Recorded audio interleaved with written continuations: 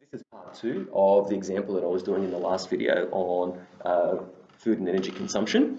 Okay, this is where we're going to look at a portion of a food label. Okay, so let's go through this question together. Calculate the total energy provided by one serving of this chocolate.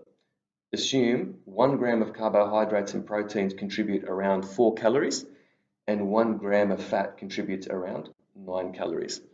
Give your answer to the nearest kilojoule. Okay, so analysing a nutrition label, we'll do another video where I will look at a more elaborate and a more elaborate food label where there's definitely a lot more information on there. But just for the purpose of this video, okay, we've got the serving size, okay, of this chocolate bar is 17 grams. So we want to calculate the energy provided by one serving. Okay, so serving size is 17 grams. Okay, this is the quantity per 100 grams. Sorry if it's difficult to read, but I'll just read it out to you. Carbohydrates, okay, in this chocolate we've got 58 grams. So 58% of this chocolate's carbs. Okay, 7 grams of protein per 100 grams of this chocolate, and fat is 28 grams. So that includes all the different types of fats. I didn't break that down. It's just carbs, proteins, and fats. So now we need to find how much energy is contributed by consuming 17 grams of this chocolate. Okay. First thing we can do is we've got the conversion in calories. Okay. So why don't we work out how many calories each one of these contributes, and we know that we want 17 grams in the end. So the first thing we do is let's work with the information we're given, work out the amount of energy or amount of calories per 100 grams of this chocolate.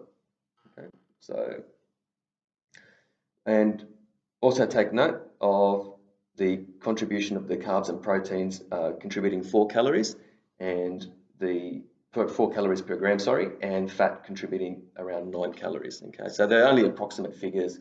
More exact figures you can look up online, but that's not the purpose. The purpose is just assume this for now for the purposes of this, just answering this question. This by no means does not constitute any kind of advice whatsoever. We're here just to learn some maths. Any of that sort of nutritional advice, that's something else, okay, altogether. And obviously, it's not up to me to give you that sort of advice. So let's just answer the question for what it is. Okay, so we've got carbs, 58 grams. Okay, so let's have a look. So carbs, okay, we've got 58 grams, okay, times, now carbs contribute 4 calories, okay, which equals, so 58 times 4 is 232. Okay.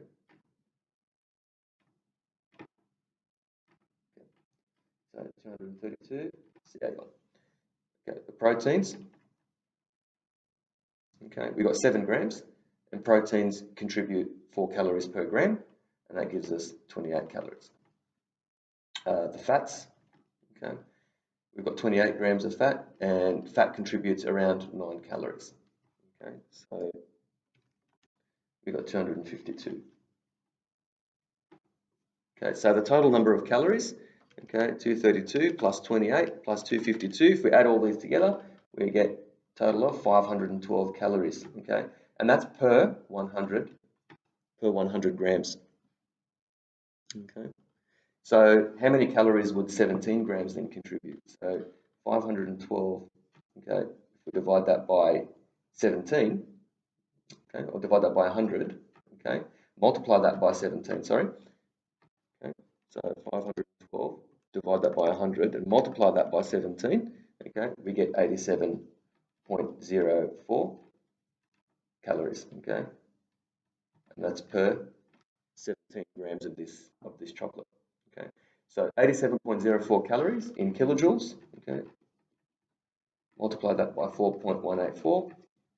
Okay, 87 times 4.184, and we get 364. Roughly 364 kilojoules. Okay, that's correct to the nearest kilojoule. Okay, and that's how we analyze a very basic or simple food label. There's obviously questions that will come up that that could involve percentages and what percentage of which a particular item in the food label contributes so much energy and what have you. We can have a look at examples like that later on, and we'll most likely sort of produce a video around those if those examples come up.